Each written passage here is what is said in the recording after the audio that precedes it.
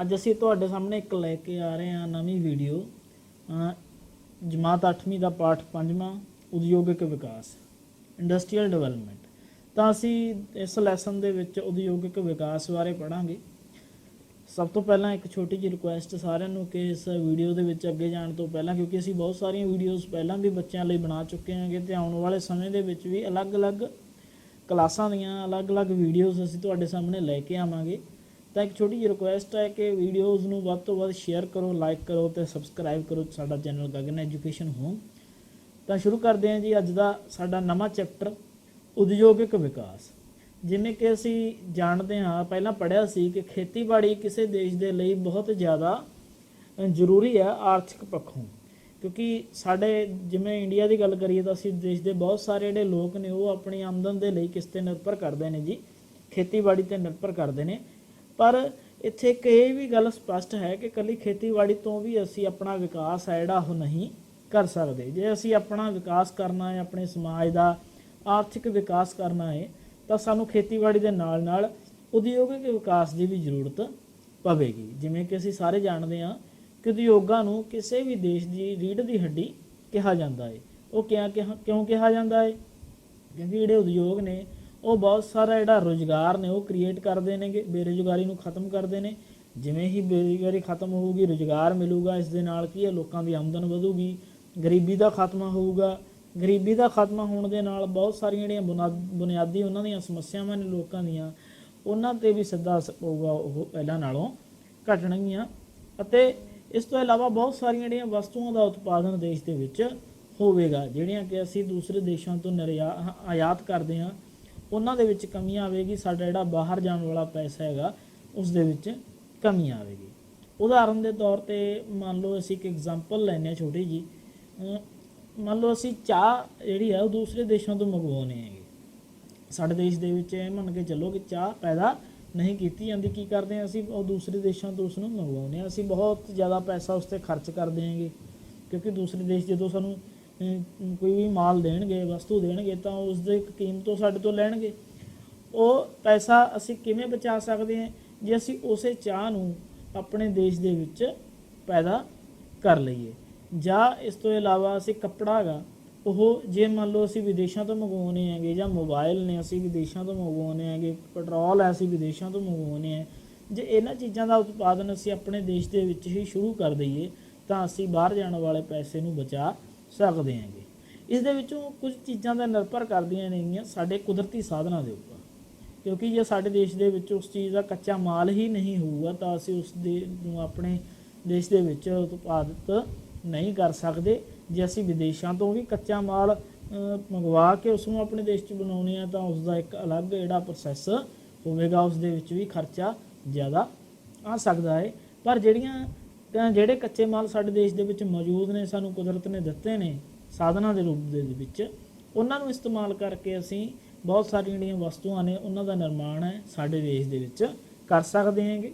ਜਿਵੇਂ ਕਿ ਅਸੀਂ ਬਹੁਤ ਸਾਰੇ ਜਿਹੜੇ ਇੰਡਸਟਰੀਜ਼ ਨੇ ਸਾਡੇ ਦੇਸ਼ ਦੇ ਵਿੱਚ ਲੱਗੀ ਹੋਈ ਹੈ, ਉਦਯੋਗਾਂ ਦੇ ਵਿੱਚ ਅਸੀਂ ਬਹੁਤ ਸਾਰੀਆਂ ਚੀਜ਼ਾਂ ਦਾ ਨਿਰਮਾਣ ਕਰਨੇ ਹਾਂ। ਜਿਵੇਂ ਕਿ ਕਣਕ ਤੋਂ ਅਸੀਂ ਰੋਟੀ ਤਿਆਰ ਕਰਦੇ ਹੈਗੇ, ਘਰਾਂ ਦੇ ਵਿੱਚ ਆਮ ਦੇਖਿਆ ਹੋਵੇਗਾ। ਇਹੀ ਰੋਟੀ ਇੱਕ ਬ੍ਰੈਡ ਦੇ ਰੂਪ ਦੇ ਵਿੱਚ ਉਦਯੋਗਾਂ ਦੇ ਵਿੱਚ ਵੀ ਤਿਆਰ ਹੁੰਦੀ ਹੈ। ਬਿਸਕਿਟ ਤਿਆਰ ਹੁੰਦੇ ਨੇ। ਖੇਤਾਂ ਤੋਂ ਜਿਹੜੀ ਸਾਨੂੰ ਕਪਾਹ ਪ੍ਰਾਪਤ ਹੁੰਦੀ ਹੈ, ਉਸ ਨੂੰ ਸਾਫ਼ ਕਰਕੇ ਉਸ ਦੀ ਰੂੰ ਬਣਾ ਕੇ ਉਸ ਤੋਂ ਧਾਗਾ ਤਿਆਰ ਕੀਤਾ ਜਾਂਦਾ ਹੈਗਾ। ਖੰਡ ਤੋਂ ਗੁੜ ਤਿਆਰ ਕੀਤਾ ਜਾਂਦਾ ਹੈਗਾ। ਜਿਹੜਾ ਧਰਤੀ 'ਚੋਂ ਨਿਕਲਣ ਵਾਲਾ ਕੱਚਾ ਲੋਹਾ ਹੈਗਾ, ਉਸ ਤੋਂ ਬਹੁਤ ਸਾਰੀਆਂ ਜਿਹੜਾ ਲੋਹੇ ਅਤੇ ਸਟੀਲ ਦੀਆਂ ਵਸਤੂਆਂ ਦਾ ਨਿਰਮਾਣ ਹੈ ਜਿਹੜਾ ਉਹ ਕੀਤਾ ਜਾਂਦਾ ਹੈਗਾ। ਅਤੇ ਇਸੇ ਪ੍ਰੋਸੈਸ ਨੂੰ ਜਦੋਂ ਅਸੀਂ ਕੱਚੇ ਮਾਲ ਤੋਂ ਇੱਕ ਵਧੀਆ ਵਸਤੂ, ਪੱਕੀ ਵਸਤੂ ਤਿਆਰ ਕਰਦੇ ਹਾਂ, ਉਸ ਸਾਰੇ ਪ੍ਰੋਸੈਸ ਨੂੰ ਹੀ ਨਿਰਮਾਣ ਕਿਰਿਆ, ਮੈਨੂਫੈਕਚਰਿੰਗ ਐਕਟੀਵਿਟੀ ਕਿਹਾ ਜਾਂਦਾ ਹੈ। ਜਦੋਂ ਕਿ ਕੋਈ ਵੀ ਮੁੱਢਲਾ ਪਦਾਰਥ ਹੈ ਉਸ ਨੂੰ ਮਨੁੱਖ ਦੀ ਵਰਤੋਂ ਵਿੱਚ ਆਉਣ ਤੋਂ ਪਹਿਲਾਂ ਇੱਕ ਕਿਰਿਆ ਵਿੱਚੋਂ ਦੀ ਲੰਘਾਇਆ ਜਾਂਦਾ ਹੈਗਾ। ਜਿਸ ਕਿਰਿਆ ਵਿੱਚੋਂ ਦੀ ਲੰਘਾਇਆ ਜਾਂਦਾ ਉਸ ਨੂੰ ਵਸਤੂ ਨਿਰਮਾਣ ਕਿਰਿਆ ਕਿਹਾ ਜਾਂਦਾ ਹੈ। ਇਸ ਨਿਰਮਾਣ ਕਿਰਿਆ ਨੂੰ ਦੱਸਣ ਦੇ ਲਈ ਉਦਯੋਗ ਦਾ ਸ਼ਬਦ ਵਰਤਿਆ ਜਾਂਦਾ ਹੈਗਾ। ਉਦਯੋਗ ਦੇ ਵਿੱਚ ਕੀ ਹੁੰਦਾ? ਕੱਚਾ ਮਾਲ ਲਿਆਂਦਾ ਜਾਂਦਾ ਹੈ। ਉਸ ਕੱਚੇ ਮਾਲ ਨੂੰ ਮਸ਼ੀਨਾਂ ਦੇ ਰਾਹੀਂ, ਮਨੁੱਖਾਂ ਦੇ ਰਾਹੀਂ ਪੱਕੇ ਮਾਲ ਦੇ ਵਿੱਚ ਤਿਆਰ ਕੀਤਾ ਜਾਂਦਾ ਹੈਗਾ ਅਤੇ ਤਿਆਰ ਮਾਲ ਨੂੰ ਮੰਡੀਆਂ ਦੇ ਵਿੱਚ ਲਿਜਾ ਕੇ ਵੇਚ ਦਿੱਤਾ ਜਾਂਦਾ, ਜੋ ਕਿ ਆਮ ਲੋਕਾਂ ਤੱਕ ਪਹੁੰਚ ਜਾਂਦਾ ਹੈਗਾ। ਇਸ ਕਰਕੇ ਉਦਯੋਗ ਨੇ ਜਿਹੜੇ ਸਾਡੀ ਹੋਂਦ ਲਈ ਅਤੇ ਸਾਡੇ ਵਿਕਾਸ ਲਈ ਬਹੁਤ ਜ਼ਿਆਦਾ ਜ਼ਰੂਰੀ ਨੇਗੇ। ਇਹ ਉਦਯੋਗ ਇਸ ਤਰ੍ਹਾਂ ਦੇ ਦੇਸ਼ਾਂ ਦੇ ਲਈ ਹੋਰ ਵੀ ਬਹੁਤ ਜ਼ਿਆਦਾ ਜ਼ਰੂਰੀ ਹੋ ਜਾਂਦੇ ਨੇ ਜਿੱਥੇ ਦੇਸ਼ ਦੇ ਵਿੱਚ ਗਰੀਬੀ ਬਹੁਤ ਜ਼ਿਆਦਾ ਪਾਈ ਜਾਂਦੀ ਹੈ, ਕਿਉਂਕਿ ਗਰੀਬੀ ਨੂੰ ਦੂਰ ਕਰਨ ਦੇ ਲਈ, ਬੇਰੁਜ਼ਗਾਰੀ ਨੂੰ ਦੂਰ ਕਰਨ ਦੇ ਲਈ ਉਦਯੋਗ ਬਹੁਤ ਮਹੱਤਵਪੂਰਨ ਰੋਲ ਹੈ ਜਿਹੜਾ ਉਹ ਪਲੇ ਕਰਦੇ ਨੇਗੇ। ਅਤੇ ਹੁਣ ਇਹ ਇੱਕ ਚੀਜ਼ ਦੇਖਣੀ ਹੋਊਗੀ ਕਿ ਕੀ ਅਸੀਂ ਉਦਯੋਗ ਨੂੰ ਕਿਸੇ ਵੀ ਥਾਂ 'ਤੇ ਲਗਾ ਸਕਦੇ ਹੈਗੇ, ਜਿੱਥੇ ਸਾਡਾ ਮਨ ਕੀਤਾ ਵੀ ਇੱਥੇ ਥੋੜ੍ਹਾ ਜਿਹਾ ਗਰੀਬੀ ਹੈਗੀ, ਇੱਥੇ ਉਦਯੋਗ ਲਗਾ ਦਿਓ, ਕਿ ਉਦਯੋਗ ਬਹੁਤ ਜ਼ਿਆਦਾ ਵਿਕਸਿਤ ਹੋ ਜਾਵੇਗਾ ਜਾਂ ਸਾਨੂੰ ਬਹੁਤ ਜ਼ਿਆਦਾ ਲਾਭ ਦੇਵੇਗਾ, ਬੈਨੀਫਿਟ ਦੇਵੇਗਾ। ਇਹ ਇਸ ਤਰ੍ਹਾਂ ਨਹੀਂ ਹੈ। ਕਿਸੇ ਵੀ ਉਦਯੋਗ ਨੂੰ ਇੱਕ ਜਗ੍ਹਾ 'ਤੇ ਜੇ ਅਸੀਂ ਲਗਾਉਣਾ ਹੈਗਾ ਤਾਂ ਉਸ ਦੇ ਲਈ ਸਾਨੂੰ ਬਹੁਤ ਸਾਰੀਆਂ ਚੀਜ਼ਾਂ ਦੇਖਣੀਆਂ ਪੈਂਦੀਆਂ ਨੇ, ਸਟੱਡੀ ਕਰਨੀ ਪੈਂਦੀ ਹੈ ਕਿ ਇਹ ਚੀਜ਼ਾਂ ਇੱਥੇ ਜੇ ਅਸੀਂ ਉਦਯੋਗ ਲਗਾਉਣੇ ਹੈਗੇ ਤਾਂ ਕੀ ਇਹ ਉਦਯੋਗ ਸਾਡੇ ਲਈ ਮਦਦਗਾਰ ਸਾਬਤ ਹੋਵੇਗਾ, ਕੀ ਸਾਡੇ ਲਈ ਫਾਇਦੇਮੰਦ ਹੋਵੇਗਾ। ਤਾਂ ਉਸ ਤੋਂ ਪਹਿਲਾਂ ਸਾਨੂੰ ਕੁਝ ਚੀਜ਼ਾਂ ਦੀ ਸਟੱਡੀ ਕਰਨੀ ਪੈਂਦੀ ਹੈਗੀ। ਕੁਝ ਇਸ ਤਰ੍ਹਾਂ ਦੇ ਕਾਰਕ ਨੇਗੇ ਜਿਹੜੇ ਉਦਯੋਗਾਂ ਦੀ ਸਥਿਤੀ ਨੂੰ ਪ੍ਰਭਾਵਿਤ ਕਰਦੇ ਨੇ, ਉਹਨਾਂ ਬਾਰੇ ਅਸੀਂ ਜਾਣਦੇ ਹਾਂ ਕਿਹੜੇ ਨੇ। ਜਿਵੇਂ ਕੱਚਾ ਮਾਲ, ਸਭ ਤੋਂ ਪਹਿਲਾਂ ਤਾਂ ਕੋਈ ਵੀ ਉਦਯੋਗ ਹੈ ਜਿਹੜਾ ਉਸ ਥਾਂ 'ਤੇ ਲਗਾਉਣਾ ਸਭ ਤੋਂ ਵਧੀਆ ਮੰਨਿਆ ਜਾਂਦਾ ਹੈ ਜਿੱਥੇ ਉਸ ਦੇ ਵਿੱਚ ਪ੍ਰਯੋਗ ਹੋਣ ਵਾਲਾ ਕੱਚਾ ਮਾਲ ਹੈ ਜਿਹੜਾ ਉਹ ਪ੍ਰਾਪਤ ਆਸਾਨੀ ਨਾਲ ਹੋ ਸਕੇ। ਜਿਵੇਂ ਅਸੀਂ ਕੱਪੜੇ ਦਾ ਉਦਯੋਗ ਲਗਾਉਣਾ ਹੈਗਾ ਤਾਂ ਸਾਨੂੰ ਉੱਥੇ ਲਗਾਉਣਾ ਚਾਹੀਦਾ ਜਿੱਥੇ ਜਿਹੜੀ ਕਪਾਹ ਹੈ ਉਹ ਆਸਾਨੀ ਨਾਲ ਮਿਲ ਸਕਦੀ ਹੈ। ਜਿਵੇਂ ਉਦਯੋਗ ਸਾਡੇ ਗੁਜਰਾਤ ਅਤੇ ਮਹਾਰਾਸ਼ਟਰ ਦੇ ਵਿੱਚ ਕਾਫੀ ਸਾਰੇ ਕਾਟਨ ਮਿਲਸ ਨੇ ਜਿਹੜੀਆਂ ਲੱਗੀਆਂ ਹੋਈਆਂ ਨੇਗੀਆਂ। ਉਸ ਤੋਂ ਬਾਅਦ ਸ਼ਕਤੀ ਸਾਧਨ, ਪਾਵਰ ਹੋਣੀ ਚਾਹੀਦੀ ਹੈ, ਰਿਸੋਰਸ ਪਾਵਰ ਕੀ ਹੈਗੀ, ਐਨਰਜੀ ਕੋਲ ਹੋਣਾ ਚਾਹੀਦਾ ਹੈਗਾ ਉਦਯੋਗ ਨੂੰ ਚਲਾਉਣ ਦੇ ਲਈ। ਇਸ ਤੋਂ ਇਲਾਵਾ ਨਵਾਂ ਜਿਹੜਾ ਸਾਧਨ ਹੈ ਸਾਡਾ ਹਾਈਡਰੋ ਇਲੈਕਟ੍ਰਿਸਿਟੀ, ਇਹ ਵੀ ਹੋਣੀ ਚਾਹੀਦੀ ਹੈ, ਕੋਲੇ ਡੈਮ ਹੋਣੇ ਚਾਹੀਦੇ ਨੇਗੇ, ਤਾਂ ਕਰਕੇ ਸਾਨੂੰ ਜਿਹੜੀ ਇਹ ਸ਼ਕਤੀ ਹੈ ਇਹ ਬਹੁਤ ਦੂਰੋਂ ਮੰਗਵਾਉਣੀ ਨਾ ਪਵੇ, ਕਿਉਂਕਿ ਜੇ ਅਸੀਂ ਬਹੁਤ ਦੂਰੋਂ ਇਸ ਨੂੰ ਮੰਗਵਾਵਾਂਗੇ ਤਾਂ ਇਸ ਨੂੰ ਲਿਆਉਣ 'ਤੇ ਉਨਾ ਹੀ ਖਰਚਾ ਸਾਨੂੰ ਜ਼ਿਆਦਾ ਪੈ ਜਾਵੇਗਾ। ਇਸ ਤੋਂ ਇਲਾਵਾ ਸਸਤੇ ਮਜ਼ਦੂਰ ਵੀ ਮਿਲਣੇ ਚਾਹੀਦੇ ਨੇਗੇ, ਕਿਉਂਕਿ ਇਹ ਸਸਤੇ ਮਜ਼ਦੂਰ ਸਾਡੇ ਕੋਲ ਅਵੇਲੇਬਲ ਹੋਣਗੇ ਤਾਂ ਅਸੀਂ ਘੱਟ ਕੀਮਤ ਦੇ ਵਿੱਚ ਕਿਸੇ ਵੀ ਵਸਤੂ ਦਾ ਜਿਹੜਾ ਉਤਪਾਦਨ ਹੈ ਉਹ ਕਰ ਸਕਦੇ ਹੈਗੇ। ਆਵਾਜਾਈ ਦੇ ਸਾਧਨ ਵਧੀਆ ਹੋਣੇ ਚਾਹੀਦੇ ਨੇ ਤਾਂ ਕਿ ਆਸਾਨੀ ਨਾਲ ਜਿਹੜਾ ਮਾਲ ਹੈ ਉਹ ਇੱਕ ਜਗ੍ਹਾ ਤੋਂ ਦੂਸਰੀ ਜਗ੍ਹਾ, ਕੱਚਾ ਮਾਲ ਕਾਰਖਾਨਿਆਂ ਦੇ ਵਿੱਚ ਅਤੇ ਬਣਿਆ ਮਾਲ ਹੈ ਜਿਹੜਾ ਮੰਡੀਆਂ ਦੇ ਵਿੱਚ ਤੇਜ਼ੀ ਦੇ ਨਾਲ ਪਹੁੰਚਾਇਆ ਜਾ ਸਕੇ। ਉਸ ਤੋਂ ਬਾਅਦ ਮੰਡੀ ਦਾ ਹੋਣਾ ਬਹੁਤ ਜ਼ਰੂਰੀ ਹੈਗਾ, ਕਿਉਂਕਿ ਉਦਯੋਗਾਂ ਦੇ ਵਿੱਚ ਜਿਹੜਾ ਮਾਲ ਤਿਆਰ ਹੁੰਦਾ ਹੈਗਾ ਉਸ ਨੂੰ ਵੇਚਣ ਦੇ ਲਈ ਜੇਕਰ ਬਹੁਤ ਦੂਰ ਜਾਣਾ ਪੈ ਗਿਆ ਤਾਂ ਉਸ ਦਾ ਜਿਹੜਾ ਕੋਈ ਵੀ ਬੈਨੀਫਿਟ ਸਾਨੂੰ ਪ੍ਰਾਪਤ ਨਹੀਂ ਹੋਵੇਗਾ। ਤਾਂ ਮੰਡੀ ਨੇੜੇ ਹੋਣੀ ਬਹੁਤ ਜ਼ਰੂਰੀ ਹੈ, ਕਿਉਂਕਿ ਉਦਯੋਗਾਂ ਦੇ ਵਿੱਚ ਇੱਕ ਹੋਰ ਚੀਜ਼ ਸਾਨੂੰ ਪਤਾ ਕਿ ਪਾਣੀ ਹੈ ਜਿਹੜਾ ਬਹੁਤ ਜ਼ਿਆਦਾ ਮਾਤਰਾ ਦੇ ਵਿੱਚ ਇਸਤੇਮਾਲ ਕੀਤਾ ਜਾਂਦਾ ਹੈ ਕੱਚੇ ਮਾਲ ਨੂੰ ਧੋਣ ਦੇ ਲਈ ਜਾਂ ਕੋਈ ਵੀ ਵਸਤੂ ਉਸ ਦਾ ਨਿਰਮਾਣ ਕਰਨ ਦੇ ਲਈ। ਤਾਂ ਪਾਣੀ ਦੀ ਜਿਹੜੀ ਅਵੇਲੇਬਿਲਿਟੀ ਆ ਉਹ ਨੇੜੇ ਕੋਈ ਨਦੀ ਜਾਂ ਨਹਿਰ ਤਾਂ ਨੇੜੇ ਲੰਘ ਵੀ ਹੋਣੀ ਚਾਹੀਦੀ ਹੈ। ਜ਼ਿਆਦਾਤਰ ਜਿਹੜੇ ਉਦਯੋਗ ਨੇ ਨਦੀਆਂ ਦੇ ਕਿਨਾਰੇ ਹੀ ਲੱਗਦੇ ਨੇ। ਇਸ ਤੋਂ ਇਲਾਵਾ ਕੁਝ ਉਦਯੋਗ ਇਸ ਤਰ੍ਹਾਂ ਦੇ ਹੁੰਦੇ ਨੇ ਜਿਹੜੇ ਇੱਕ ਖਾਸ ਜਲਵਾਯੂ ਦੇ ਵਿੱਚ ਹੀ ਲਗਾਏ ਜਾਂਦੇ ਨੇ, ਜਿਵੇਂ ਕੱਪੜਾ ਉਦਯੋਗ ਹੈ, ਇਹ ਇਸ ਤਰ੍ਹਾਂ ਦੀ ਜਲਵਾਯੂ ਦੇ ਵਿੱਚ ਲਗਾਇਆ ਜਾਂਦਾ ਜਿੱਥੇ ਮੌਸਮ ਦੇ ਵਿੱਚ ਨਮੀ ਹੋਵੇ, ਜਿਸ ਖੇਤਰ ਦੇ ਵਿੱਚ ਜਿਹੜਾ ਮੌਸਮ ਹੈ ਉਸ ਦੇ ਵਿੱਚ ਨਮੀ ਹੋਵੇ, ਹਿਊਮਿਡਿਟੀ ਹੋਵੇ, ਕਿਉਂਕਿ ਹਿਊਮਿਡਿਟੀ ਵਾਲੇ ਮੌਸਮ ਦੇ ਵਿੱਚ ਜਿਹੜਾ ਧਾਗਾ ਉਹ ਜ਼ਿਆਦਾ ਟੁੱਟਦਾ ਨਹੀਂ ਹੈ। ਤਾਂ ਖੁਸ਼ਕ ਜਿਹੜੇ ਖੇਤਰ ਨੇ ਉਹਨਾਂ ਖੇਤਰਾਂ ਦੇ ਵਿੱਚ ਕੱਪੜਾ ਉਦਯੋਗ ਲਗਾਇਆ ਨਹੀਂ ਜਾ ਸਕਦਾ। ਇਸ ਤੋਂ ਇਲਾਵਾ ਪੈਸਾ ਪੂੰਜੀ ਸਭ ਤੋਂ ਜਿਹੜੀ ਇੰਪੋਰਟੈਂਟ ਚੀਜ਼ ਹੈ ਸਾਡੇ ਕੋਲ ਇਨਵੈਸਟਮੈਂਟ ਕਰਨ ਦੇ ਲਈ, ਮਸ਼ੀਨਾਂ ਲਗਾਉਣ ਦੇ ਲਈ, ਬਿਲਡਿੰਗ ਤਿਆਰ ਕਰਨ ਦੇ ਲਈ, ਤਨਖਾਹਾਂ ਦੇਣ ਦੇ ਲਈ ਪੈਸਾ ਹੋਣਾ ਚਾਹੀਦਾ, ਕੱਚਾ ਮਾਲ ਖਰੀਦਣ ਦੇ ਲਈ। ਉਸ ਤੋਂ ਬਾਅਦ ਹੈ ਜੀ ਸਰਕਾਰ ਦੀਆਂ ਨੀਤੀਆਂ। ਸਰਕਾਰ ਦੀਆਂ ਨੀਤੀਆਂ ਕਿਸੇ ਉਦਯੋਗ ਨੂੰ ਬਹੁਤ ਪ੍ਰਭਾਵਿਤ ਕਰਦੀਆਂ ਨੇ। ਕਿਵੇਂ ਪ੍ਰਭਾਵਿਤ ਕਰਦੀਆਂ ਨੇ? ਕਿਉਂਕਿ ਕਈ ਥਾਵਾਂ ਇਸ ਤਰ੍ਹਾਂ ਦੀਆਂ ਹੁੰਦੀਆਂ ਨੇ ਜਿੱਥੇ ਸਰਕਾਰ ਹੈ ਜਿਹੜੀ ਉਹ ਸਬਸਿਡੀ ਦੇ ਦਿੰਦੀ ਹੈ ਕਿ ਜੇਕਰ ਕੋਈ ਕੰਪਨੀ ਇੱਥੇ ਜਾ ਕੇ ਉਦਯੋਗ ਲਗਾਉਂਦੀ ਹੈ ਤਾਂ ਉਸ ਨੂੰ ਅਸੀਂ ਟੈਕਸ ਦੇ ਵਿੱਚ ਕੁਝ ਛੂਟ ਦੇਵਾਂਗੇ, ਰਿਆਇਤ ਦੇਵਾਂਗੇ ਜਾਂ ਹੋਰ ਤਰ੍ਹਾਂ ਦੀਆਂ ਕੁਝ ਸਹੂਲਤਾਂ ਸਰਕਾਰ ਦੁਆਰਾ ਦਿੱਤੀਆਂ ਜਾਂਦੀਆਂ ਨੇ। ਤਾਂ ਇਸ ਤਰ੍ਹਾਂ ਨਾਲ ਵੀ ਜਿਹੜੇ ਬਹੁਤ ਸਾਰੇ ਉਦਯੋਗ ਨੇ ਉਹ ਆਪਣੀ ਜਿਹੜੀ ਸਥਾਪਨਾ ਹੈਗੀ ਉਹਨਾਂ ਥਾਵਾਂ 'ਤੇ ਜਾ ਕੇ ਕਰ ਲੈਂਦੇ ਨੇ। ਇਸ ਤੋਂ ਇਲਾਵਾ ਬੈਂਕ ਅਤੇ ਬੀਮਾ ਦੀ ਸਹੂਲਤ ਹੋਣੀ ਚਾਹੀਦੀ ਹੈ, ਕਿਉਂਕਿ ਬੈਂਕ ਤੋਂ ਸਾਰਾ ਪੈਸਾ ਇੱਕੋ ਬੰਦੇ ਕੋਲ ਨਹੀਂ ਹੁੰਦਾ ਇਨਵੈਸਟਮੈਂਟ ਕਰਨ ਦੇ ਲਈ। ਬਹੁਤ ਸਾਰੇ ਜਿਹੜੇ ਕਰਜ਼ੇ ਨੇ ਉਹ ਉਦਯੋਗਾਂ ਦੇ ਲਈ ਲਏ ਜਾਂਦੇ ਨੇ। ਅਤੇ ਉਸ ਤੋਂ ਇਲਾਵਾ ਇੰਸ਼ੋਰੈਂਸ ਵੀ ਜ਼ਰੂਰੀ ਹੈ, ਕਿਉਂਕਿ ਕਈ ਵਾਰ ਕੋਈ ਇਸ ਤਰ੍ਹਾਂ ਦੀ ਜਿਹੜੀ ਦੁਰਘਟਨਾ ਹੋ ਜਾਂਦੀ ਹੈ ਜਿਸ ਦੇ ਵਿੱਚ ਉਦਯੋਗਪਤੀ ਜਿਹੜਾ ਬਹੁਤ ਜ਼ਿਆਦਾ ਉਸ ਦਾ ਨੁਕਸਾਨ ਹੈ ਉਹ ਹੋ ਜਾਂਦਾ। ਇਸ ਕਰਕੇ ਉਸ ਦੇ ਮਾਲ ਦੀ ਜਿਹੜੀ ਇੰਸ਼ੋਰੈਂਸ ਆ ਉਹ ਵੀ ਹੋਣੀ ਜ਼ਰੂਰੀ ਹੈ। ਅਤੇ ਸੁਰੱਖਿਆ ਪ੍ਰਬੰਧ, ਸਿਕਿਉਰਿਟੀ ਦੇ ਪੱਖੋਂ ਵੀ ਬਹੁਤ ਸਾਰੇ ਜਿਹੜੇ ਉਦਯੋਗ ਨੇ ਉਹਨਾਂ ਦੀ ਸਥਿਤੀ ਜਿਹੜੀ ਪ੍ਰਭਾਵਿਤ ਹੁੰਦੀ ਹੈ। ਕਿਵੇਂ? ਕੋਈ ਵੀ ਉਦਯੋਗਪਤੀ ਇਸ ਤਰ੍ਹਾਂ ਦੇ ਇਲਾਕੇ ਦੇ ਵਿੱਚ ਆਪਣਾ ਉਦਯੋਗ ਲਗਾਉਣਾ ਪਸੰਦ ਨਹੀਂ ਕਰੂਗਾ ਜਿੱਥੇ ਕਿ ਸੁਰੱਖਿਆ ਨਹੀਂ ਹੈ ਜਾਂ ਜਿੱਥੇ ਕੋਈ ਲੁੱਟਾਂ ਖੋਹਾਂ ਹੁੰਦੀਆਂ ਨੇ, ਕੋਈ ਲੜਾਈ ਝਗੜੇ ਹੁੰਦੇ ਰਹਿੰਦੇ ਨੇ, ਜਾਂ ਜਿਵੇਂ ਬਾਰਡਰ ਏਰੀਆਸ ਜਿੱਥੇ ਸਾਨੂੰ ਲੜਾਈ ਦਾ ਡਰ ਬਣਿਆ ਰਹਿੰਦਾ। ਤਾਂ ਉਹਨਾਂ ਥਾਵਾਂ 'ਤੇ ਉਹ ਉਦਯੋਗ ਜਿਹੜੇ ਉਹ ਨਹੀਂ ਲਗਾਉਣਗੇ। ਉਹ ਉਦਯੋਗ ਉੱਥੇ ਲਗਾਉਣਗੇ ਜਿੱਥੇ ਉਹਨਾਂ ਨੂੰ ਕਿਸੇ ਪ੍ਰਕਾਰ ਦੀ ਸੁਰੱਖਿਆ ਪੱਖੋਂ ਕੋਈ ਦਿੱਕਤ ਨਾ ਆਉਂਦੀ ਹੋਵੇ। ਤਾਂ ਇਹ ਤਾਂ ਜੀ ਇਸ ਤਰ੍ਹਾਂ ਦੇ ਕੁਝ ਕਾਰਕ ਸੀ ਜਿਹੜੇ ਕਿ ਕਿਸੇ ਦੇਸ਼ ਦੀ ਕਿਸੇ ਉਦਯੋਗ ਦੀ ਸਥਿਤੀ ਨੂੰ ਜਿਹੜੇ ਪ੍ਰਭਾਵਿਤ ਕਰਦੇ ਨੇ। ਆਪਾਂ ਡਿਟੇਲ ਦੇ ਵਿੱਚ ਇਹਨਾਂ ਨੂੰ ਜਾਣ ਲਿਆ ਹੈਗਾ, ਬੁੱਕ ਦੇ ਵਿੱਚ ਦਿੱਤਾ ਵੀ ਹੋਇਆ, ਤੁਹਾਨੂੰ ਤੁਸੀਂ ਇਸ ਨੂੰ ਚੰਗੀ ਤਰ੍ਹਾਂ ਇੱਕ ਵਾਰ ਦੁਬਾਰਾ ਵੀ ਦੇਖ ਲਿਓ। ਵੈਸੇ ਤੁਹਾਨੂੰ ਜ਼ਰੂਰਤ ਨਹੀਂ ਪੈਣੀ ਕਿਉਂਕਿ ਮੈਂ ਚੰਗੀ ਤਰ੍ਹਾਂ ਡਿਟੇਲ ਦੇ ਵਿੱਚ ਤੁਹਾਨੂੰ ਸਮਝਾ ਦਿੱਤਾ ਇਹਨਾਂ ਕਾਰਕਾਂ ਬਾਰੇ। ਤਾਂ ਇਸ ਤੋਂ ਬਾਅਦ ਅਸੀਂ ਗੱਲ ਕਰਦੇ ਹਾਂ ਜੀ ਉਦਯੋਗਾਂ ਦੀ ਵੰਡ ਬਾਰੇ। ਉਦਯੋਗਾਂ ਨੂੰ ਕਿਵੇਂ ਕਿੰਨੇ ਪ੍ਰਕਾਰਾਂ ਦੇ ਵਿੱਚ ਵੰਡਿਆ ਜਾਂਦਾ ਹੈ। ਕਈ ਆਧਾਰ ਨੇ ਇਹਨਾਂ ਨੂੰ ਵੰਡਣ ਦੇ, ਜਿਵੇਂ ਕਿ ਜੇ ਅਸੀਂ ਆਕਾਰ ਦੇ ਆਧਾਰ 'ਤੇ ਉਦਯੋਗਾਂ ਨੂੰ ਵੰਡਦੇ ਹਾਂ ਤਾਂ ਉਦਯੋਗ 3 ਪ੍ਰਕਾਰ ਦੇ ਹੋ ਸਕਦੇ ਨੇ। ਵੱਡੇ ਪੈਮਾਨੇ ਵਾਲੇ ਉਦਯੋਗ, ਦਰਮਿਆਨੇ ਪੈਮਾਨੇ ਵਾਲੇ ਉਦਯੋਗ, ਮੀਡੀਅਮ ਸਕੇਲ ਇੰਡਸਟਰੀ ਅਤੇ ਸਮਾਲ ਸਕੇਲ ਛੋਟੇ ਪੈਮਾਨੇ ਵਾਲੇ ਉਦਯੋਗ। ਇਹਦੇ ਵਿੱਚ ਅਸੀਂ ਪੂੰਜੀ ਦੇ ਆਧਾਰ 'ਤੇ ਇਹਨਾਂ ਨੂੰ ਵੰਡਦੇ ਹਾਂ। ਇਹਨਾਂ ਦੇ ਵਿੱਚ ਮਜ਼ਦੂਰਾਂ ਦੀ ਸੰਖਿਆ ਕਿੰਨੀ ਹੈ ਜੀ, ਪੈਸਾ ਕਿੰਨਾ ਲੱਗਿਆ, ਇਸ ਆਧਾਰ 'ਤੇ। ਵੈਸੇ ਤਾਂ ਇਹਦੇ ਵਿੱਚ ਮਜ਼ਦੂਰਾਂ ਦੀ ਸੰਖਿਆ ਦੇਖੀ ਜਾਂਦੀ ਹੈ ਕਿ ਮਜ਼ਦੂਰਾਂ ਦੀ ਸੰਖਿਆ ਦੇ ਆਧਾਰ 'ਤੇ ਅਸੀਂ ਉਦਯੋਗਾਂ ਨੂੰ 3 ਭਾਗਾਂ ਦੇ ਵਿੱਚ ਵੰਡ ਦਿੰਦੇ ਹਾਂ।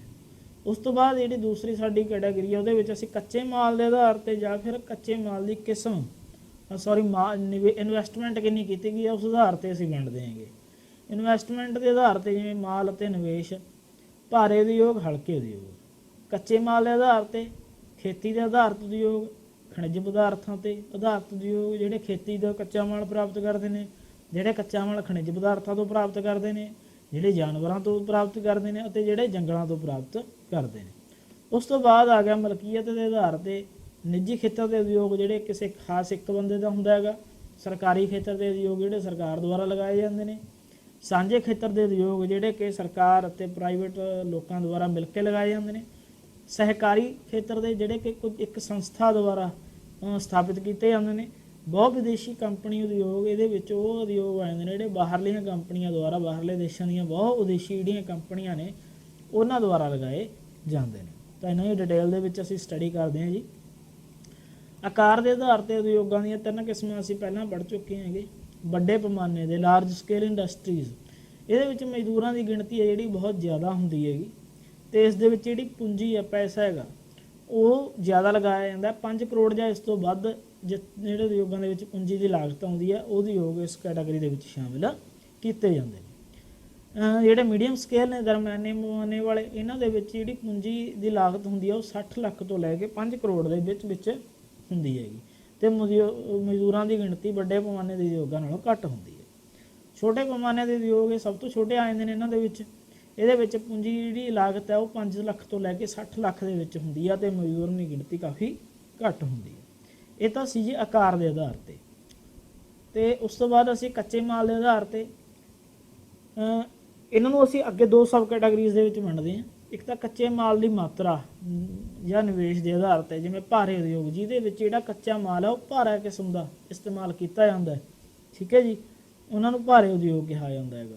ਜਿਵੇਂ ਕਿ ਉਹਦੀ ਸਮੁੰਦਰੀ ਜਹਾਜ਼ਾਂ ਦੇ ਉਦਯੋਗ, ਰੇਲਵੇ ਉਦਯੋਗ, ਲੋਹੇ ਦੇ ਜਿੰਨੇ ਵੀ ਉਦਯੋਗ ਨੇ ਜ਼ਿਆਦਾਤਰ, ਠੀਕ ਹੈ, ਆਇਰਨ ਐਂਡ ਸਟੀਲ ਇੰਡਸਟਰੀ। ਹਲਕੇ ਉਦਯੋਗ ਜਿਹਦੇ ਵਿੱਚ ਜਿਹੜਾ ਕੱਚਾ ਮਾਲ ਹੈ ਉਹ ਹਲਕੀ ਕਿਸਮ ਦਾ ਇਸਤੇਮਾਲ ਕੀਤਾ ਜਾਂਦਾ ਹੈਗਾ, ਜਿਵੇਂ ਕਿ ਪੱਖੇ ਬਣਾਏ ਜਾਂਦੇ ਨੇ, ਪ੍ਰੈਸਾਂ ਬਣਾਈਆਂ ਜਾਂਦੀਆਂ ਨੇ, ਘੜੀਆਂ, ਛੋਟੇ ਚੀਜ਼ਾਂ ਬਣਾਈਆਂ ਜਾਂਦੀਆਂ ਨੇ। ਤਾਂ ਇਹਨਾਂ ਨੂੰ ਅਸੀਂ 2 ਭਾਗਾਂ ਦੇ ਵਿੱਚ ਵੰਡਦੇ ਹਾਂ, heavy industry and light industry. ਉਸ ਤੋਂ ਬਾਅਦ ਅਸੀਂ ਮਾਲ ਦੀ ਕਿਸਮ, ਕੱਚਾ ਮਾਲ ਕਿਸ ਤਰ੍ਹਾਂ ਦਾ ਹੈ। ਜੇ ਖੇਤੀ ਤੋਂ ਪ੍ਰਾਪਤ ਹੁੰਦਾ ਹੈਗਾ ਕੱਚਾ ਮਾਲ ਕਿਸੇ ਇੰਡਸਟਰੀ ਤਾਂ ਉਹ ਖੇਤੀ ਆਧਾਰਿਤ ਉਦਯੋਗ ਹੋਊਗਾ, ਜਿਵੇਂ ਚਾਹ, ਕੱਪੜਾ, ਖੰਡ, ਠੀਕ ਹੈ ਜੀ। ਜੇ ਖਣਿਜ ਪਦਾਰਥਾਂ ਤੋਂ ਪ੍ਰਾਪਤ ਹੁੰਦਾ ਤਾਂ ਉਹ ਖਣਿਜ ਪਦਾਰਥ ਆਧਾਰਿਤ ਹੋਊਗਾ, ਜਿਵੇਂ ਕਿ ਲੋਹਾ ਇਸਪਾਤ ਉਦਯੋਗ ਹੈ, ਐਲੂਮੀਨੀਅਮ ਉਦਯੋਗ ਹੈ। ਜੇ ਕੱਚਾ ਮਾਲ ਜਾਨਵਰਾਂ ਤੋਂ ਪ੍ਰਾਪਤ ਹੁੰਦਾ ਹੈਗਾ ਤਾਂ ਉਹ ਜਾਨਵਰਾਂ 'ਤੇ ਆਧਾਰਿਤ ਉਦਯੋਗ ਹੋਊਗਾ, ਜਿਵੇਂ ਡੇਅਰੀ ਉਦਯੋਗ ਹੈਗਾ, ਚਮੜਾ ਉਦਯੋਗ ਹੈ, ਊਨੀ ਕੱਪੜਾ ਉਦਯੋਗ ਹੈ, ਹੱਡੀਆਂ ਨਾਲ ਸੰਬੰਧਿਤ ਕੋਈ ਵੀ ਉਦਯੋਗ ਹੈ। ਜੇ ਕੱਚਾ ਮਾਲ ਜੰਗਲਾਂ ਤੋਂ ਮਿਲੂਗਾ ਤਾਂ ਫਿਰ ਉਹ ਜੰਗਲਾਂ ਉੱਤੇ ਆਧਾਰਿਤ ਉਦਯੋਗ ਹੋਵੇਗਾ, ਜਿਵੇਂ ਕਿ ਕਾਗਜ਼ ਉਦਯੋਗ, ਲੱਕੜੀ ਉਦਯੋਗ। ਉਸ ਤੋਂ ਬਾਅਦ ਅਸੀਂ ਗੱਲ ਕਰਦੇ ਹਾਂ ਜੀ ਮਲਕੀਅਤ ਦੇ ਆਧਾਰ 'ਤੇ ਉਦਯੋਗਾਂ ਦੀਆਂ ਕਿਸਮਾਂ ਨੇੜੀਆਂ। ਇਹਦੇ ਵਿੱਚ 4 ਕਿਸਮਾਂ ਦੇ ਵਿੱਚ ਅਸੀਂ ਵੰਡਦੇ ਹਾਂ, 5 ਦੇ ਵਿੱਚ ਪਹਿਲੇ ਨੇ ਨਿੱਜੀ ਖੇਤਰ ਦੇ। ਇਹਦੇ ਵਿੱਚ ਕੀ ਹੁੰਦਾ ਹੈਗਾ ਕਿ ਨਿੱਜੀ ਵਿਅਕਤੀ ਕੋਈ ਵੀ ਇੱਕ ਨਿੱਜੀ ਤੌਰ 'ਤੇ ਜਾਂ ਫਿਰ ਫਰਮ ਬਣਾ ਕੇ ਕੋਈ ਉਦਯੋਗ ਲਗਾਉਂਦਾ ਹੈਗਾ। ਜਿਵੇਂ ਸਾਡੇ ਦੇਸ਼ ਦੇ ਵਿੱਚ ਕਈ ਜਿਹੜੇ ਨਿੱਜੀ ਉਦਯੋਗ ਲੱਗੇ ਹੋਏ ਨੇ, ਜਿਵੇਂ ਹੀਰੋ ਸਾਈਕਲ ਉਦਯੋਗ ਹੈਗਾ। ਇਹਦੇ ਵਿੱਚ ਜਿਹੜਾ ਵੀ ਬੈਨੀਫਿਟ ਹੁੰਦਾ ਜਾਂ ਲਾਸ ਹੁੰਦਾ ਉਹ ਇੱਕ ਨਿੱਜੀ ਵਿਅਕਤੀ ਨੂੰ ਪਰਸਨਲੀ ਹੁੰਦਾ ਹੈਗਾ, ਉਹਦਾ ਨੁਕਸਾਨ ਹੋਰ ਕਿਸੇ ਵਿਅਕਤੀ ਨੂੰ ਨਹੀਂ ਹੁੰਦਾ। ਸਰਕਾਰੀ ਖੇਤਰ ਦੇ ਉਦਯੋਗ ਹੁੰਦੇ ਨੇ ਜਿਹੜੇ ਕਿ ਸਰਕਾਰ ਦੁਆਰਾ ਜਾਂ ਸਰਕਾਰ ਦੀਆਂ ਏਜੰਸੀਆਂ ਦੁਆਰਾ ਲਗਾਏ ਜਾਂਦੇ ਨੇ। ਇਹਦੇ ਵਿੱਚ ਜਿੰਨੀ ਵੀ ਲਾਗਤ ਹੁੰਦੀ ਹੈ ਉਹ ਸਰਕਾਰ ਦੁਆਰਾ ਲਗਾਈ ਜਾਂਦੀ ਹੈ ਅਤੇ ਸਾਰਾ ਕੰਟਰੋਲ ਸਰਕਾਰ ਦਾ ਹੁੰਦਾ ਅਤੇ ਜਿਹੜਾ ਵੀ ਬੈਨੀਫਿਟ ਜਾਂ ਲਾਸ ਹੁੰਦਾ ਉਹ ਸਰਕਾਰ ਨੂੰ ਹੀ ਜਾਂਦਾ ਹੈਗਾ। ਜਿਵੇਂ ਕਿ ਭਾਰਤ ਹੈਵੀ ਇਲੈਕਟ੍ਰੀਕਲਸ ਅਤੇ ਰੇਲ ਕੋਚ ਫੈਕਟਰੀ ਕਪੂਰਥਲਾ, ਇਹ ਕੁਝ ਸਰਕਾਰੀ ਉਦਯੋਗਾਂ ਦੇ ਉਦਾਹਰਨ ਨੇ। ਸਾਂਝੇ ਖੇਤਰ ਦੇ ਉਦਯੋਗ ਹੁੰਦੇ ਨੇ ਜਿਹਦੇ ਵਿੱਚ ਸਰਕਾਰ ਅਤੇ ਪ੍ਰਾਈਵੇਟ ਜਿਹੜੇ ਲੋਕ ਨੇ ਉਹ ਮਿਲ ਕੇ ਉਦਯੋਗ ਲਗਾਉਂਦੇ ਨੇ, ਅਤੇ ਜਿਹੜਾ ਕੰਟਰੋਲ ਹੁੰਦਾ ਉਹ ਵੀ ਉਹਨਾਂ ਦਾ ਸਾਂਝਾ ਹੁੰਦਾ ਹੈਗਾ। ਇਹਦੇ ਵਿੱਚ ਰੇਸ਼ੋ ਵੰਡ ਲਈ ਜਾਂਦੀ ਹੈ, ਹਿੱਸਾ ਵੰਡ ਲਿਆ ਜਾਂਦਾ ਹੈਗਾ, ਅਤੇ ਜਿਹੜਾ ਨੁਕਸਾਨ ਹੁੰਦਾ ਉਹ ਜਾਂ ਫਾਇਦਾ ਹੁੰਦਾ ਉਹ ਵੀ ਦੋਨਾਂ ਦੇ ਵਿੱਚ ਵੰਡਿਆ ਜਾਂਦਾ। ਜਿਵੇਂ Punjab tractor limited, Gujarat alkalies limited, ਇਹ ਕੁਝ ਸਾਂਝੇ ਖੇਤਰ ਦੇ ਉਦਯੋਗਾਂ ਦੀਆਂ ਉਦਾਹਰਨਾਂ ਨੇ। ਉਸ ਤੋਂ ਬਾਅਦ ਅਸੀਂ ਗੱਲ ਕਰਦੇ ਹਾਂ ਜੀ ਸਹਿਕਾਰੀ। ਇਸ ਦੇ ਵਿੱਚ ਕੀ ਹੁੰਦਾ, ਕਈ ਮੈਂਬਰ ਮਿਲ ਕੇ ਇੱਕ ਸੰਸਥਾ ਦੇ ਹੇਠ ਕੰਮ ਕਰਦੇ ਨੇ। ਉਸ ਸੰਸਥਾ ਦੁਆਰਾ ਕੀ ਹੈ, ਇੱਕ ਉਦਯੋਗ ਲਗਾਇਆ ਜਾਂਦਾ ਹੈਗਾ। ਜਿਵੇਂ ਸਹਿਕਾਰੀ ਖੰਡ ਮਿਲਾਂ ਲੱਗੀਆਂ ਹੁੰਦੀਆਂ ਨੇ, ਸਹਿਕਾਰੀ ਕੱਪੜਾ ਮਿਲਾਂ ਲੱਗੀਆਂ ਹੁੰਦੀਆਂ ਨੇ।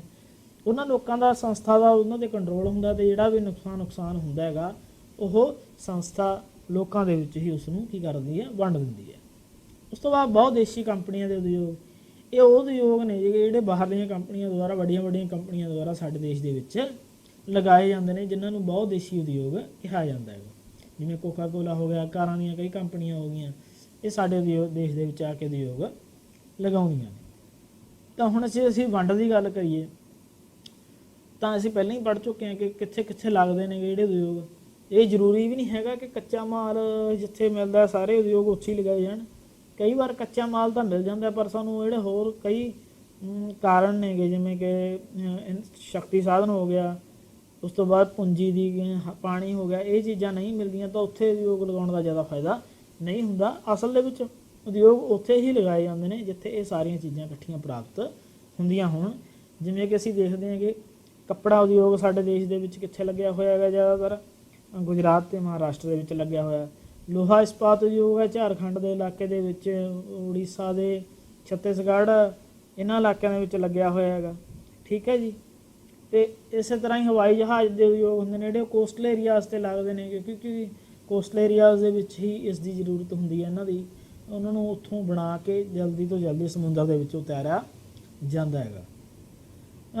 ਜਿਹੜੇ ਉਦਯੋਗ ਨੇ ਦੇਸ਼ ਦੇ ਸੰਸਾਰ ਦੇ ਅਲੱਗ-ਅਲੱਗ ਹਿੱਸਿਆਂ ਦੇ ਵਿੱਚ ਅਲੱਗ-ਅਲੱਗ ਉਦਯੋਗ ਕੇਂਦਰਿਤ ਨੇ। ਜਿਵੇਂ ਲੋਹਾ ਇਸਪਾਤ ਉਦਯੋਗ ਹੈ ਸੰਯੁਕਤ ਰਾਜ ਅਮਰੀਕਾ, USA, ਜਰਮਨੀ, ਇਹਨਾਂ ਦੇਸ਼ਾਂ ਦੇ ਵਿੱਚ ਕਾਫੀ ਮਾਤਰਾ ਦੇ ਵਿੱਚ ਲੱਗਿਆ ਹੋਇਆ ਹੈਗਾ। ਇਹ ਦੇਸ਼ ਕਿਉਂਕਿ ਲੋਹੇ ਦੇ ਵਿੱਚ ਜੇ ਅਸੀਂ ਗੱਲ ਕਰੀਏ ਤਾਂ ਲੋਹੇ ਦੇ ਉਤਪਾਦਨ ਦਾ 50% ਹਿੱਸਾ ਇਹਨਾਂ ਦੇਸ਼ਾਂ ਦੇ ਵਿੱਚ ਹੀ ਪੈਦਾ ਹੁੰਦਾ ਹੈਗਾ। ਇਸ ਕਰਕੇ ਲੋਹਾ ਇਸਪਾਤ ਉਦਯੋਗ ਵੀ ਇਹਨਾਂ ਦੇਸ਼ਾਂ ਦੇ ਵਿੱਚ ਹੀ ਜ਼ਿਆਦਾਤਰ ਲੱਗਿਆ ਹੋਇਆ ਹੈਗਾ।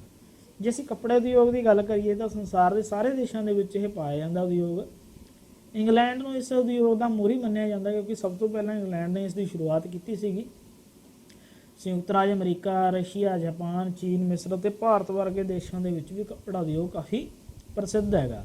ਭਾਰਤ ਦੇ ਮਹਾਰਾਸ਼ਟਰ, ਗੁਜਰਾਤ, ਪੱਛਮੀ ਬੰਗਾਲ, ਉੱਤਰ ਪ੍ਰਦੇਸ਼, ਤਾਮਿਲਨਾਡੂ ਅਤੇ ਪੰਜਾਬ ਦੇ ਵਿੱਚ ਕਈ ਜਿਹੜੀਆਂ ਫੈਕਟਰੀਜ਼ ਨੇਗੀਆਂ, ਇੰਡਸਟਰੀਜ਼ ਕੱਪੜੇ ਦੀਆਂ ਉਹ ਲੱਗੀਆਂ ਹੋਈਆਂ ਨੇ। ਹੁਣ ਜੇ ਆਟੋਮੋਬਾਈਲ ਦੀ ਗੱਲ ਕਰੀਏ ਤਾਂ ਇਹ ਅੱਜ ਦੇ ਟਾਈਮ ਦੇ ਵਿੱਚ ਸਭ ਤੋਂ ਵਧੀਆ ਜਿਹੜਾ ਉਦਯੋਗ ਮੰਨਿਆ ਜਾਂਦਾ ਹੈਗਾ, ਕਿਉਂਕਿ ਆਟੋਮੋਬਾਈਲ ਦੇ ਵਿੱਚ ਬਹੁਤ ਸਾਰੀ ਜਿਹੜੀ ਤਰੱਕੀ ਆ ਸਾਡੇ ਸੰਸਾਰ ਨੇ ਉਹ ਕਰ ਲਈ ਹੈਗੀ।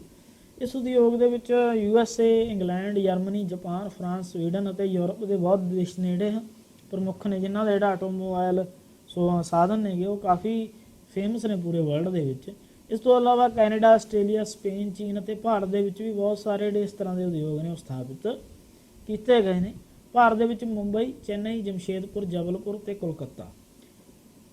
ਅਤੇ ਇਹ ਇੰਜੀਨੀਅਰਿੰਗ ਉਦਯੋਗ ਦਾ ਮੈਪ ਹੈ ਜਿਹੜਾ। ਇੰਜੀਨੀਅਰਿੰਗ ਉਦਯੋਗ ਦੇ ਵਿੱਚ ਕੀ ਸ਼ਾਮਲ ਹੋ ਜਾਂਦਾ? ਇੰਜਣ, ਰੇਲਵੇ ਦੇ ਇੰਜਣ ਬਣਾਉਣਾ, ਡੱਬੇ ਬਣਾਉਣਾ, ਆਟੋਮੋਬਾਈਲ ਉਦਯੋਗ, ਸਮੁੰਦਰੀ ਜਹਾਜ਼ ਬਣਾਉਣਾ, ਹਵਾਈ ਜਹਾਜ਼ ਅਤੇ ਸਾਈਕਲ ਉਦਯੋਗ, ਇਹ ਸਾਰੇ ਇੰਜੀਨੀਅਰਿੰਗ ਦੇ ਵਿੱਚ ਆ ਜਾਂਦੇ ਨੇ। ਅਤੇ ਭਾਰਤ ਦੇ ਵਿੱਚ ਕਿਹੜੀ ਜਗ੍ਹਾ 'ਤੇ ਕਿਹੜੇ ਉਦਯੋਗ ਲੱਗੇ ਹੋਏ ਨੇ ਉਹ ਇੰਡੈਕਸ ਦੇ ਨਾਲ ਸਮਝਾਇਆ ਗਿਆ। ਜਿਵੇਂ ਇੰਜਣ ਅਤੇ ਡੱਬੇ ਬਣਾਉਣਾ ਉਦਯੋਗ ਕਿੱਥੇ ਆ? ਭੋਪਾਲ ਦੇ ਵਿੱਚ, ਭਿਲਾਈ ਦੇ ਵਿੱਚ। ਠੀਕ ਹੈ ਜੀ। ਇਸ ਤੋਂ ਇਲਾਵਾ ਬੰਗਲੌਰ ਦੇ ਵਿੱਚ ਇਹ ਹੈਗਾ, ਕਪੂਰਥਲਾ ਦੇ ਵਿੱਚ ਹੈਗਾ। ਉਸ ਤੋਂ ਇਲਾਵਾ ਆਟੋਮੋਬਾਈਲ ਉਦਯੋਗ ਹੈਗਾ ਜਿਹੜਾ ਉਹ ਰੂਪਨਗਰ ਦੇ ਵਿੱਚ ਹੈ, ਸੋਨੀਪਤ, ਗੁੜਗਾਉਂ, ਸੂਰਜਪੁਰ, ਫਰੀਦਾਬਾਦ, ਲਖਨਊ। ਠੀਕ ਹੈ ਜੀ, ਇਹਨਾਂ ਥਾਵਾਂ 'ਤੇ। ਸਮੁੰਦਰੀ ਜਹਾਜ਼ ਬਣਾਉਣ ਦੇ ਜਿਹੜੇ ਉਦਯੋਗ ਨੇ ਵਿਸ਼ਾਖਾਪਟਨਮ, ਮੁੰਬਈ, ਕੋਸਟਲ ਏਰੀਆਜ਼ ਦੇ ਵਿੱਚ ਇਹ ਚੇਨਈ ਇੱਥੇ ਪਾਏ ਜਾਂਦੇ ਨੇਗੇ। ਹਵਾਈ ਜਹਾਜ਼ ਕਿੱਥੇ ਬਣਾਏ ਜਾਂਦੇ ਨੇ? ਬੰਗਲੌਰ ਦੇ ਵਿੱਚ ਬਣਾਏ ਜਾਂਦੇ ਨੇ। ਠੀਕ ਹੈ ਜੀ। ਇਸ ਤੋਂ ਇਲਾਵਾ ਹਵਾਈ ਜਹਾਜ਼ ਇਹ ਲਖਨਊ ਦੇ ਵਿੱਚ ਬਣਾਏ ਜਾਂਦੇ ਨੇਗੇ, ਇਹਨਾਂ ਖੇਤਰਾਂ ਦੇ ਵਿੱਚ ਬਣਾਏ ਜਾਂਦੇ ਨੇ। ਉਸ ਤੋਂ ਬਾਅਦ ਸਾਈਕਲ ਉਦਯੋਗ ਹੈ ਜਿਹੜਾ, ਇਹ ਵੀ ਕਾਫੀ ਜਗ੍ਹਾ 'ਤੇ ਲੱਗਿਆ ਹੋਇਆ ਹੈਗਾ ਸਾਡੇ, ਜਿਵੇਂ ਜਲੰਧਰ ਦੇ ਵਿੱਚ, ਲੁਧਿਆਣਾ ਦੇ ਵਿੱਚ। ਠੀਕ ਹੈ। ਉਸ ਤੋਂ ਬਾਅਦ ਇਹ ਜਮਸ਼ੇਦਪੁਰ ਦੇ ਵਿੱਚ ਚਿਤਰੰਜਨ ਦੇ ਵਿੱਚ ਲੱਗਿਆ ਹੋਇਆ ਹੈਗਾ ਸਾਈਕਲ ਉਦਯੋਗ। ਇਸ ਤੋਂ ਇਲਾਵਾ ਇਹ ਚੇਨਈ ਦੇ ਵਿੱਚ ਇੱਥੇ, ਠੀਕ ਹੈ ਜੀ, ਇਹ ਖੇਤਰ ਨੇ ਜਿਹੜੇ ਉਦਯੋਗਾਂ ਦਾ ਲੱਗੇ ਹੋਏ ਨੇ, ਇੱਥੇ ਇਹਨਾਂ ਚੀਜ਼ਾਂ ਦਾ ਨਿਰਮਾਣ ਉਹ ਕੀਤਾ ਜਾਂਦਾ ਹੈ। ਹੁਣ ਅਸੀਂ ਗੱਲ ਕਰਦੇ ਹਾਂ ਜੀ ਸਮੁੰਦਰੀ ਜਹਾਜ਼ਾਂ ਦੇ ਉਦਯੋਗਾਂ ਦੀ। ਸਮੁੰਦਰੀ ਜਹਾਜ਼ਾਂ ਦੇ ਉਦਯੋਗ ਉਹਨਾਂ ਦੇਸ਼ਾਂ ਦੇ ਵਿੱਚ ਹੀ ਬਣਦੇ ਨੇ ਜਿਹੜੇ ਕਿ ਦੇਸ਼ ਸਮੁੰਦਰੀ ਤੱਟ ਜਿਹਨਾਂ ਨਾਲ ਸਮੁੰਦਰ ਦੇ ਨਾਲ ਲੱਗਦੇ ਨੇਗੇ। ਸਮੁੰਦਰੀ ਜਹਾਜ਼ਾਂ ਦੀ ਵਰਤੋਂ ਮੁੱਖ ਤੌਰ 'ਤੇ ਸਮਾਨ ਅਤੇ ਸਵਾਰੀਆਂ ਨੂੰ ਇੱਕ ਜਗ੍ਹਾ ਤੋਂ ਦੂਸਰੀ ਜਗ੍ਹਾ ਤੱਕ ਲਿਜਾਣ ਦੇ ਲਈ ਕੀਤੀ ਜਾਂਦੀ ਹੈ। ਸੰਸਾਰ ਦੇ ਵਿੱਚ ਜੇ ਅਸੀਂ ਦੇਖੀਏ ਤਾਂ USA ਹੈਗਾ, United States of America, England, Japan, ਚੀਨ, ਬ੍ਰਾਜ਼ੀਲ, ਵੈਨਜ਼ੂਏਲਾ ਅਤੇ ਭਾਰਤ ਇਹ ਸਮੁੰਦਰੀ ਜਹਾਜ਼ਾਂ ਦਾ ਨਿਰਮਾਣ ਕਰਦੇ ਨੇਗੇ। ਭਾਰਤ ਦੇ ਵਿੱਚ ਅਸੀਂ ਗੱਲ ਕਰੀਏ ਤਾਂ ਵਿਸ਼ਾਖਾਪਟਨਮ, ਕਲਕੱਤਾ, ਚੇਨਈ, ਕੋਚੀ ਅਤੇ ਮੁੰਬਈ ਜਿਹੜੇ ਸ਼ਹਿਰ ਨੇ ਇਹ ਸਮੁੰਦਰੀ ਜਹਾਜ਼ਾਂ ਦਾ ਨਿਰਮਾਣ ਕਰਦੇ ਨੇ। ਰੇਲ ਦੇ ਡੱਬੇ ਅਤੇ ਇੰਜਨ ਬਣਾਉਣ ਦਾ ਜਿਹੜਾ ਉਦਯੋਗ ਨੇ ਇਹ ਵੀ ਕਾਫੀ ਫੇਮਸ ਉਦਯੋਗ ਮੰਨਿਆ ਜਾਂਦਾ ਹੈਗਾ। ਵਿਸ਼ਵ ਦੇ ਵਿੱਚ ਸੰਯੁਕਤ ਰਾਜ America, England, Russia, Germany, Japan ਇਹ ਕੁਝ ਵਧੀਆ ਉਤਪਾਦਨ ਨੇ ਜਿਹੜੇ ਇਹਨਾਂ ਚੀਜ਼ਾਂ ਦਾ ਉਤਪਾਦਨ ਕਰਦੇ ਨੇ। ਭਾਰਤ ਦੇ ਵਿੱਚ ਚਿਤਰੰਜਨ ਪੱਛਮੀ ਬੰਗਾਲ ਦੇ ਵਿੱਚ, ਵਾਰਾਣਸੀ ਯੂਪੀ ਦੇ ਵਿੱਚ, ਜਮਸ਼ੇਦਪੁਰ ਝਾਰਖੰਡ ਦੇ ਵਿੱਚ ਇੱਥੇ ਕੀ ਹੈ ਰੇਲ ਦੇ ਇੰਜਣ ਤਿਆਰ ਕੀਤੇ ਜਾਂਦੇ ਨੇ। ਅਤੇ ਉਸ ਤੋਂ ਬਾਅਦ ਪੈਰਬੰਦੂਰ ਤਾਮਿਲਨਾਡੂ ਦੇ ਵਿੱਚ, ਬੰਗਲੌਰ ਕਰਨਾਟਕ ਦੇ ਵਿੱਚ ਅਤੇ ਕਪੂਰਥਲਾ ਪੰਜਾਬ ਦੇ ਵਿੱਚ ਰੇਲ ਦੇ ਡੱਬੇ ਬਣਾਏ ਜਾਂਦੇ ਨੇ, ਠੀਕ ਹੈ ਜੀ।